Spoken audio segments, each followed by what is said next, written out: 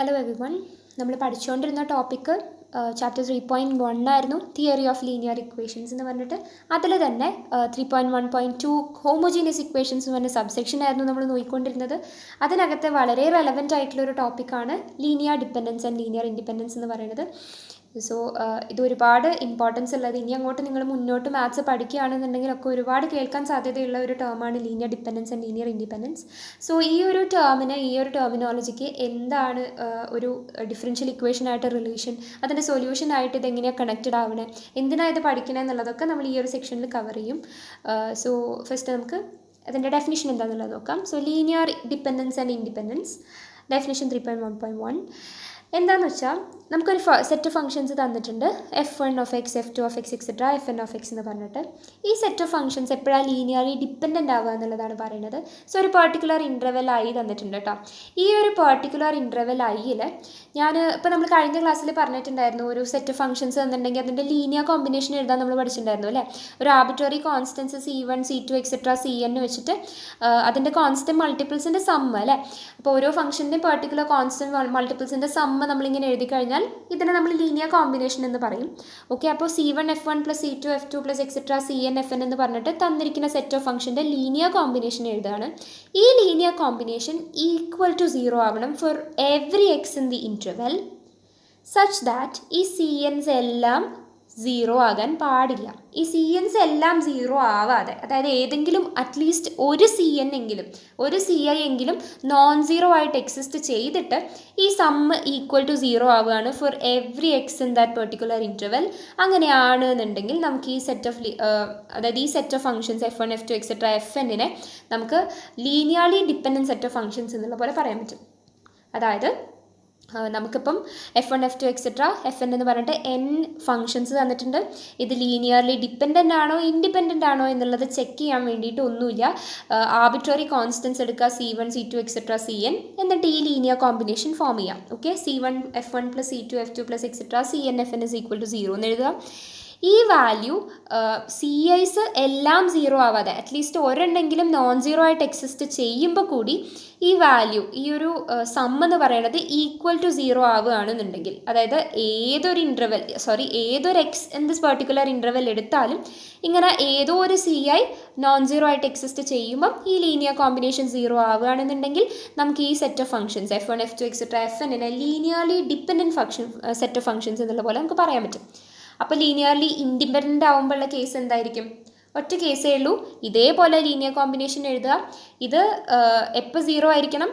എല്ലാ Ci'സും 0 ആകുമ്പോൾ മാത്രമേ ഈ ലീനിയർ കോമ്പിനേഷൻ 0 ആവുന്നുള്ളൂ എന്നുണ്ടെങ്കിൽ നമുക്കതിനെ linearly independent set of functions എന്ന് പറയാം. നിങ്ങൾക്ക് ഓർത്തിരിക്കാൻ ഏതാണ് സുഖം വെച്ചാൽ അങ്ങനെ ഓർത്തിരിക്കുക.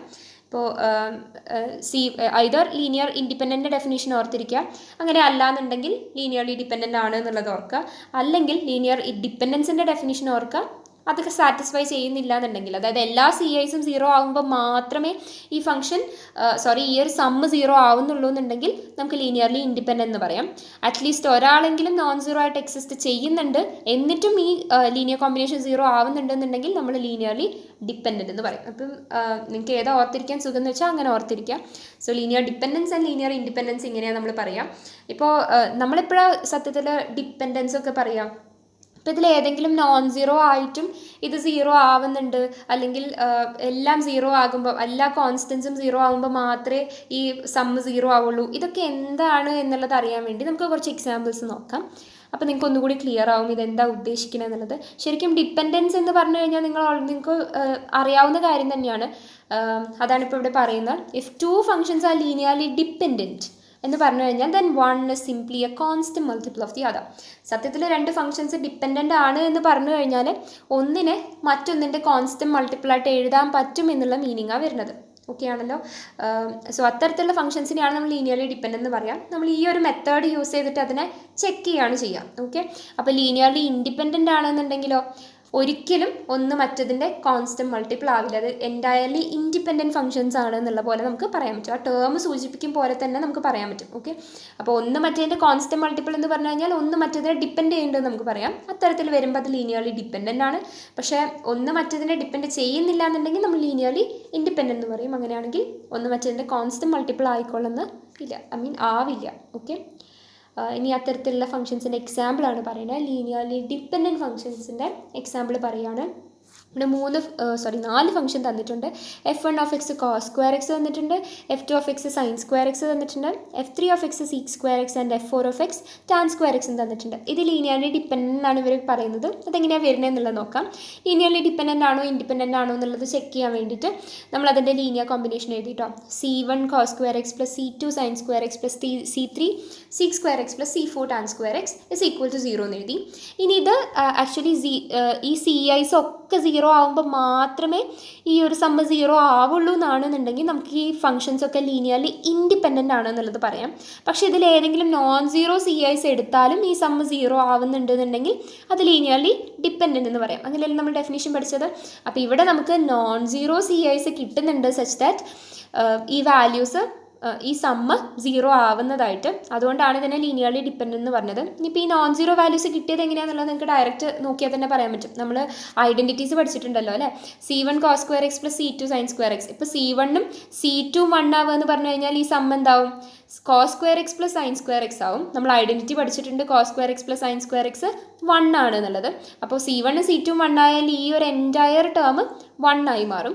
ഇനി sec square x-നെയും tan square x-നെയും യോജിപ്പിക്കുന്ന ഐഡൻറ്റിറ്റി നമ്മൾ പഠിച്ചിട്ടുണ്ട്. അതാണ് ഇവിടെ തന്നിരിക്കുന്നത്. 1 plus tan square x is equal to sec square x എന്ന് പറഞ്ഞിട്ട് നമ്മൾ ലോവർ ക്ലാസ്സിൽ പഠിച്ചിട്ടുള്ള ഐഡൻറ്റിറ്റിയാണ്. ബേസിക് ഐഡൻറ്റിറ്റീസ് ഓഫ് ട്രിഗ്നോമെട്രി എന്ന് പറഞ്ഞ് നമ്മൾ പഠിച്ചിട്ടുണ്ട്. അപ്പം 1 plus tan square x is equal to sec square x ആണെന്നുണ്ടെങ്കിൽ ഇപ്പോൾ ഇത് 1 ആണ്. അപ്പോൾ ഇത് 0 കിട്ടണമെന്നുണ്ടെങ്കിൽ ഈ ഒരു സമ്മ് നമുക്ക് -1 കിട്ടണം അല്ലേ. അപ്പോഴല്ലേ 1 - 1 0 ആവുള്ളൂ. അപ്പോൾ അത് -1 കിട്ടാൻ വേണ്ടി ഇത് ഏത് തരത്തിൽ അറേഞ്ച് ചെയ്യണം? ഇപ്പോൾ ഇവിടെ നോക്കിയേ, ഞാൻ sec square x ഈ tan square x ഇപ്പുറത്തോട്ട് കൊണ്ടുപോയാൽ sec square x minus tan square x എന്ന് കിട്ടും. sec square x minus tan square x is equal to 1 എന്നല്ല കിട്ടുക. പക്ഷെ നമുക്ക് കിട്ടേണ്ടത് -1 എന്നുള്ള കോമ്പിനേഷനാണ്. സോ നേരെ തിരിച്ച് sec square x ഇപ്പുറത്തോട്ട് കൊണ്ടുവന്നു, -1 ഇപ്പുറത്തോട്ട് കൊണ്ടുപോയാൽ നമുക്ക് എന്ത് കിട്ടും? tan square x minus sec square x is equal to -1 എന്ന് കിട്ടും. അപ്പോൾ അത്തരത്തിലാണ് നമ്മൾ എഴുതുന്നത്. tan square x പോസിറ്റീവും sec square x മൈനസും കൊടുത്തു കഴിഞ്ഞാൽ, -1 കോയിഫിഷ്യൻ്റ് ആയിട്ട് കൊടുത്തു കഴിഞ്ഞാൽ നമുക്ക് -1 എന്ന ആൻസർ കിട്ടും. അപ്പോൾ അതായത് tan square x c4 1ഉം c3 -1ഉം അതാണ് ഇവിടെ വാല്യൂ കൊടുത്തിട്ടുള്ളത്. അങ്ങനെയാണെന്നുണ്ടെങ്കിൽ ഈ ഒരു സമ്മ് ഈ ഐഡൻറ്റിറ്റി പ്രകാരം നമുക്ക് എന്ത് പറയാം? -1 ആവുമെന്ന് പറയാം. ഇത് c1 ഉം c2 1 കൊടുത്തതുകൊണ്ട് 1 ആയി. സോ 1 - 1 = 0 എന്ന് കിട്ടി. അപ്പോൾ ci's നോൺ സീറോ ആവുന്ന കേസിലും നമുക്ക് എന്ത് കിട്ടുന്നുണ്ട്?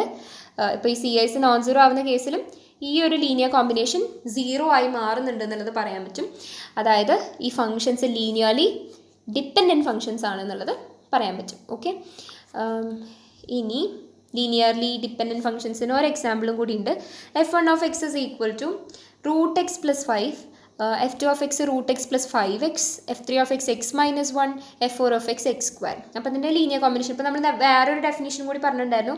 ഒന്ന് മറ്റേതിൻ്റെ മൾട്ടിപ്പിൾ ആണ് എന്നുള്ളത്. മൾട്ടിപ്പിൾ പോലെ എഴുതാൻ പറ്റുകയാണെന്നുണ്ടെങ്കിൽ നമുക്കതിനെ ലീനിയർലി ഡിപ്പെൻഡൻ്റ് എന്ന് പറയാം അല്ലേ. അപ്പോൾ ഇവിടെ f2 ആക്ച്വലി നമുക്ക് ബാക്കി 3 ലീനിയർ കോമ്പിനേഷനായിട്ട് എഴുതാൻ പറ്റുന്നുണ്ട്. അതായത് ഈ f2 വാല്യൂ ഈ 3 ഡിപ്പെൻഡ് ചെയ്യുന്നുണ്ട് എന്നുള്ള പോലെ നമുക്ക് പറഞ്ഞൂടെ. അങ്ങനെയാണെങ്കിൽ ഇത് ലീനിയർലി ഡിപ്പെൻഡൻറ്റ് ഫങ്ഷൻസ് ആണെന്നുള്ള പോലെ നമുക്ക് പറയാൻ പറ്റും. അതായത് ഇവിടെ എന്ത് വരും? f1 എന്ന് പറയുന്നതിൻ്റെ കൂടെ 1 മൾട്ടിപ്ലൈ ചെയ്തു, അതായത് √x plus 5 എന്നുള്ള ടേം വരും. Plus f2 is equal to എന്നിട്ടോ നമ്മൾ എഴുതാൻ പോണേ √x plus 5x എന്നാണ് നമുക്ക് കിട്ടാനല്ലേ. അപ്പോൾ √x plus 5 ഇനി ഒരു -5ഉം plus 5x കിട്ടിയാൽ നമുക്ക് √x plus 5x കിട്ടും അല്ലേ. അപ്പോൾ ഈ x - 1ൻ്റെ കൂടെ എന്ത് ചെയ്താൽ മതി? ഒരു 5 മൾട്ടിപ്ലൈ ചെയ്താൽ മതി. ഒരു 5 മൾട്ടിപ്ലൈ ചെയ്യുമ്പോൾ നമുക്കൊരു plus 5x -5 എന്ന് കിട്ടും. അപ്പോൾ ഈ -5 plus 5 ക്യാൻസൽ ആവും, √x plus 5x എന്ന് കിട്ടും. അതായത് f2 ആക്ച്വലി നമുക്ക് f1ൻ്റെയും f3യുടെയും ലീനിയർ കോമ്പിനേഷനായിട്ട് എഴുതാൻ പറ്റും. +0 × f4 എന്നും എഴുതാൻ പറ്റും. അങ്ങനെയാണെന്നുണ്ടെങ്കിൽ ഈ 3 ലീനിയർ കോമ്പിനേഷനായിട്ട് നമുക്ക് f2നെ ഡിഫൈൻ ചെയ്യാൻ പറ്റി. അതായത് f2 എന്ന് പറയുന്നത് ഇതിൻ്റെ 3 ഡിപ്പെൻഡൻ്റ് ആണെന്ന് പറയാൻ പറ്റും. അപ്പോൾ ഈ സെറ്റ് ഓഫ് ഇക്വേഷൻസ് ഈ 4 നമ്മൾ ഒന്നിച്ചെടുത്തു കഴിഞ്ഞാൽ അത് linearly dependent set of functions ആണെന്നുള്ളത് നമുക്ക് പറയാൻ പറ്റും. ഓക്കെ ആണല്ലോ. ഇനിയിപ്പോൾ ഇത് സൊല്യൂഷൻസ് ആയിട്ട് റിലേറ്റഡ് ആകുമ്പോൾ എന്താ സംഭവിക്കുക എന്നുള്ളതാട്ടോ പറയണേ. അപ്പം സൊല്യൂഷൻസ് ഓഫ് ഇപ്പോൾ ഒരു ഡിഫറൻഷ്യൽ ഇക്വേഷൻ തന്നിട്ടുണ്ട്, അതിൻ്റെ സൊല്യൂഷൻസ് ലീനിയർലി ഇൻഡിപെൻഡൻ്റ് ആണോ ഡിപ്പെൻഡൻ്റ് ആണോ എന്നുള്ളത് ചെക്ക് ചെയ്യാൻ വേണ്ടി നമ്മൾ ഒരാളെയും കൂടി പഠിക്കുന്നുണ്ട്, റോൺസ്കിയൻ എന്ന് പറഞ്ഞിട്ട്. ഓക്കെ, ഇത് വളരെ ഇമ്പോർട്ടൻ്റ് ആണ്. റോൺസ്കിയൻ എന്ന് പറയുന്നത് നമ്മൾ ആക്ച്വലി ലീനിയർ ഡിപ്പെൻഡൻസും ഇൻഡിപെൻഡൻസും മാത്രമല്ല ചെക്ക് ചെയ്യാൻ മാത്രമല്ല യൂസ് ചെയ്യുന്നത്, സൊല്യൂഷൻസ് കാണാനൊക്കെ ഇനി ഭാവിയിൽ യൂസ് ചെയ്യാനുണ്ട്. പർട്ടിക്കുലർ സൊല്യൂഷൻ കാണുമ്പോഴും ഒക്കെ നമുക്ക് യൂസ്ഫുൾ ആയിട്ടുള്ള ഒരു ഡെഫിനിഷനാണ് റോൺസ്കിയൻ എന്ന് പറയുന്നത്. റോൺസ്കിയനെ വേറെ തരത്തിലും ഡിഫൈൻ ചെയ്യാറുണ്ട്. പക്ഷേ ഇവിടെ നമ്മളിപ്പോൾ പഠിക്കുന്നത് ഇതിൻ്റെ linear independence set of functions തന്നിട്ടുണ്ടെന്നുണ്ടെങ്കിൽ ലീനിയർ ഇൻഡിപെൻഡൻസ് ഡിപ്പെൻഡൻസ് എങ്ങനെയാണ് റോൺസ്കിയൻ യൂസ് ചെയ്ത് പറയുക എന്നുള്ളതാണ്. അപ്പോൾ ആദ്യം റോൺസ്കിയൻ എന്താണെന്നുള്ളത് ഡിഫൈൻ ചെയ്യാം. അപ്പോൾ സെറ്റ് ഓഫ് ഫംഗ്ഷൻസ് തന്നിട്ടുണ്ട് F1 F2 എക്സെട്ര Fn എന്ന് പറഞ്ഞിട്ട്. അങ്ങനെയാണ്. ആൻഡ് അറ്റ്ലീസ്റ്റ് n-1 ടൈംസ് എങ്കിലും ഡിഫറൻഷ്യബിൾ ആയിട്ടുള്ള ഫംഗ്ഷൻസ് ആയിരിക്കണം. n ഫംഗ്ഷൻസ് ഉണ്ടെങ്കിൽ n-1 ഡെറിവേറ്റീവ്സ് വരെ നമുക്ക് കാണാൻ പറ്റണം. ഓക്കെ, അപ്പോൾ n ഫംഗ്ഷൻസ് ഉണ്ട്. അതിൻ്റെ റോൺസ്കിയനെ ഡിഫൈൻ ചെയ്യുന്നത് ഫസ്റ്റ് റോയിൽ ഡിറ്റർമിനൻ്റ് ഓഫ് ഈ ഫംഗ്ഷൻസിനെ ഒരു പെർട്ടിക്കുലർ തരത്തിൽ അറേഞ്ച് ചെയ്തിട്ട് നമ്മളതിൻ്റെ ഡിറ്റർമിനൻ്റ് കാണുകയാണ് കേട്ടോ. ഡിറ്റർമിനൻ്റ് ഒക്കെ കാണാൻ അറിയാമെന്ന് കരുതുന്നു. അപ്പോൾ ഇവിടെ ഫംഗ്ഷൻസിനെ അറേഞ്ച് ചെയ്യുന്ന ഫസ്റ്റ് റോയിൽ തന്നിരിക്കുന്ന ഫംഗ്ഷൻസിന് അങ്ങനെ തന്നെ അറേഞ്ച് ചെയ്യും, F1 F2 etcetera Fn. Second റോയിൽ വരുന്നത് അതിൻ്റെ ഫസ്റ്റ് ഡെറിവേറ്റീവ്സ്. തേർഡ് റോയിൽ വരിക second derivatives F1 double dash plus F1 double dash F2 double dash etcetera Fn double dash എന്ന് പറഞ്ഞിട്ട് സെക്കൻഡ് ഡെറിവേറ്റീവ്സ് വരും. അങ്ങനെ nth റോയിൽ നമുക്ക് വരിക n-1th ഡെറിവേറ്റീവ്സിൻ്റെ കളക്ഷനാണ്. അങ്ങനെയാണെന്നുണ്ടെങ്കിൽ ഇതിൻ്റെ സെക്കൻഡ് ഓർഡർ വരിക എങ്ങനെയായിരിക്കും? രണ്ട് ഫംഗ്ഷൻസേ ഉള്ളൂ എന്നുണ്ടെങ്കിൽ എങ്ങനെ വരും? Determinant of F1 F2 and F1 dash F2 dash എന്ന് പറഞ്ഞിട്ട് ചെറിയൊരു ഡിറ്റർമിനൻ്റ് ഉണ്ടാവുക. ഇതായിരിക്കും റോൺസ്കിയൻ ഓഫ് F1 F2 എന്ന് പറയുന്നത്.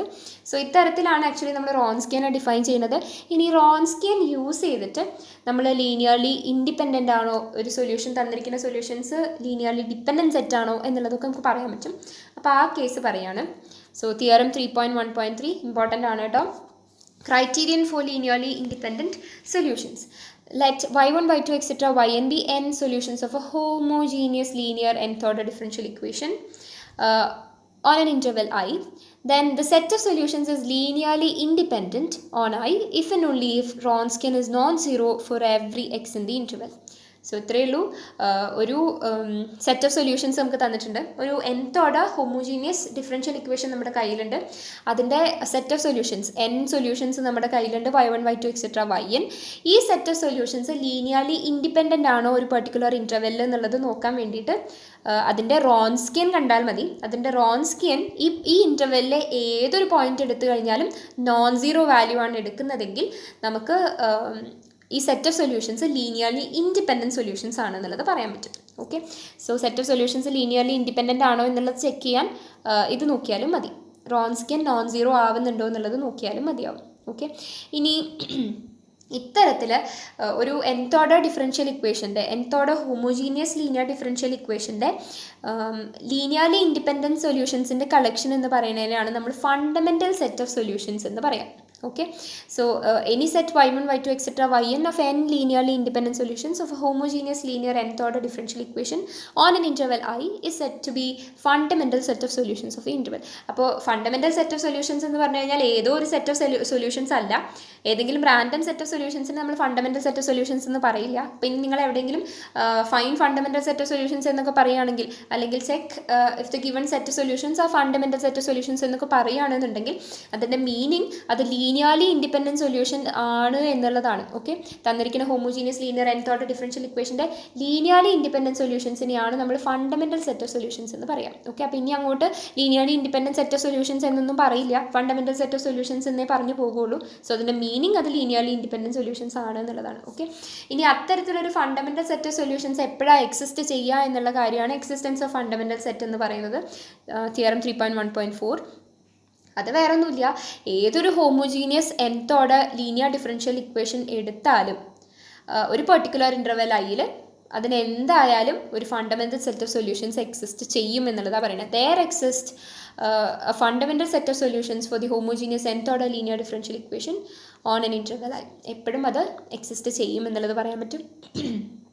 ആൻഡ് ഇത്തരത്തിലൊരു ഫണ്ടമെൻ്റൽ സെറ്റ് ഓഫ് സൊല്യൂഷൻസ് നമ്മുടെ കയ്യിലുണ്ട് എന്നുണ്ടെങ്കിൽ അത് യൂസ് ചെയ്തിട്ട് നമുക്ക് ജനറൽ സൊല്യൂഷൻ ഫോം ചെയ്യാനും പറ്റും. ഇപ്പോൾ കഴിഞ്ഞ ദിവസം നമ്മൾ പറഞ്ഞിട്ടുണ്ടായിരുന്നു, ഇപ്പോൾ y1 y2 എക്സെട്ര yn എന്ന് പറഞ്ഞിട്ട് സൊല്യൂഷൻസ് ഉണ്ടെന്നുണ്ടെങ്കിൽ ഹോമോജീനിയസ് ഡിഫറൻഷ്യൽ ഇക്വേഷൻ ആണെന്നുണ്ടെങ്കിൽ അതിൻ്റെ ലീനിയർ കോമ്പിനേഷനും ഒരു സൊല്യൂഷൻ ആണെന്നുള്ളത് നമ്മൾ കഴിഞ്ഞ ക്ലാസ്സിൽ പഠിച്ചിട്ടുണ്ടായിരുന്നു അല്ലേ. അപ്പോൾ ഇവിടെ പറയുന്നത് ഇത്തരത്തിലൊരു ലീനിയർ കോമ്പിനേഷൻ ഈ y1 y2 yn എന്ന് പറയുന്നത് ഒരു ഫണ്ടമെൻ്റൽ സെറ്റ് ഓഫ് സൊല്യൂഷൻ, അതായത് ഒരു linearly independent set of solution ആണ് തന്നിരിക്കുന്നതെങ്കിൽ ഇതിന് നമുക്കൊരു general solution of this differential equation എന്ന് പറയാൻ പറ്റും എന്നുള്ളതാണ്. ഓക്കെ, അപ്പോൾ നേരത്തെ നമ്മൾ പഠിച്ചിട്ടുണ്ടായിരുന്നത് ഇത്തരത്തിലൊരു ലീനിയർ കോമ്പിനേഷൻ എടുത്തു കഴിഞ്ഞാൽ അത് സൊല്യൂഷൻ ആവുമെന്ന് മാത്രമാണ്. അത് ജനറൽ സൊല്യൂഷൻ ആവണമെന്നുണ്ടെങ്കിൽ ഈ തന്നിരിക്കുന്ന സെറ്റ് ഓഫ് സൊല്യൂഷൻസ് എന്ന് പറയുന്നത് ലീനിയർലി ഇൻഡിപെൻഡൻറ്റ് സൊല്യൂഷൻസ് ആയിരിക്കണം, അതായത് ഫണ്ടമെൻ്റൽ സെറ്റ് ഓഫ് സൊല്യൂഷൻസ് ആയിരിക്കണം. അപ്പോൾ തന്നിരിക്കുന്ന theorem let's y1 y2 yn be a fundamental set of solutions of the homogeneous linear nth order differential equation on an interval I, then the general solution of the equation on the interval is y is equal to c1 y1 plus c2 y2 plus etc cn yn, where ci's I equal to 1 to n are arbitrary constants. Okay ആണല്ലോ. So ഇനി അത് base ചെയ്തിട്ടുള്ള ഒരു സൊല്യൂഷൻ്റെ case നമ്മൾ റോൺസ്കിനൊക്കെ use ചെയ്തിട്ട് linear independence ഒക്കെ പറയാൻ പോവാണ് കേട്ടോ. സോ ഒരു ഡിഫറൻഷ്യൽ ഇക്വേഷൻ തന്നിട്ടുണ്ട് y" മൈനസ് 9y = 0. അതിൻ്റെ രണ്ട് സൊല്യൂഷൻസാണ് തന്നിട്ടുള്ളത്. y1 is equal to e⁻3x and y2 is equal to e⁻−3x. ഇനി ഇത് fundamental set of solutions form ചെയ്യുന്നുണ്ടെന്നുണ്ടെങ്കിൽ ഇത് യൂസ് ചെയ്തിട്ട് നമുക്ക് general solution of this differential equation എഴുതാൻ പറ്റും അല്ലേ. അപ്പോൾ ഇത് fundamental set of solutions form ചെയ്യണമെന്നുണ്ടെങ്കിൽ അത് ലീനിയർലി ഇൻഡിപെൻഡൻ്റ് ആയിരിക്കണം. ലീനിയർലി ഇൻഡിപെൻഡൻ്റ് ആവണമെന്നുണ്ടെങ്കിൽ റോൺസ്കിയൻ നോൺ സീറോ ആയിരിക്കണം. അപ്പോൾ തന്നിരിക്കുന്ന ഇൻ്റർവെൽ -∞ ആണ്. അപ്പം ഹോൾ റിയൽ ലൈനിൽ ഈ റോൺസ്കിയൻ നോൺ സീറോ ആണെന്നുണ്ടെങ്കിൽ നമുക്കിതിനെ ഫണ്ടമെൻ്റൽ സെറ്റ് ഓഫ് സൊല്യൂഷൻസ് അല്ലെങ്കിൽ ലീനിയർലി ഇൻഡിപെൻഡൻറ്റ് സൊല്യൂഷൻസ് എന്ന് പറയാൻ പറ്റും. ഓക്കെ, അപ്പോൾ റോൺസ്കിയൻ ഇവാലുവേറ്റ് ചെയ്യാണ്. റോൺസ്കിയൻ ഇവാലുവേറ്റ് ചെയ്യുക എങ്ങനെയാണ്? രണ്ട് ഫംഗ്ഷൻസ് ആണെന്നുണ്ടെങ്കിൽ ഡിറ്റർമിനൻ്റ് ഓഫ് ഫസ്റ്റ് ആ രണ്ട് ഫംഗ്ഷൻസ് f1 f2 ലിസ്റ്റ് ചെയ്തു.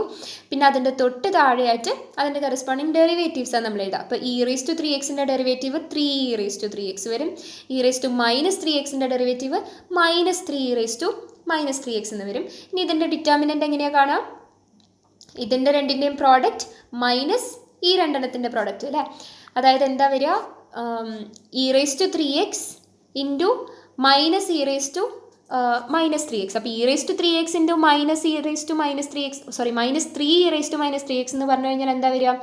-3 ഇൻറ്റു e⁻3x ഇൻറ്റു e⁻−3x എന്ന് പറഞ്ഞാൽ e⁻0 വരും. e⁻0 പറഞ്ഞാൽ എന്താ വരിക? 1 ആണ് വരിക. അപ്പോൾ നമുക്ക് എന്ത് കിട്ടും? -3 ഇൻറ്റു 1 എന്ന് പോലെ കിട്ടും. ഇനി മൈനസ് ഇതിൻ്റെ പ്രൊഡക്റ്റ് അല്ലേ.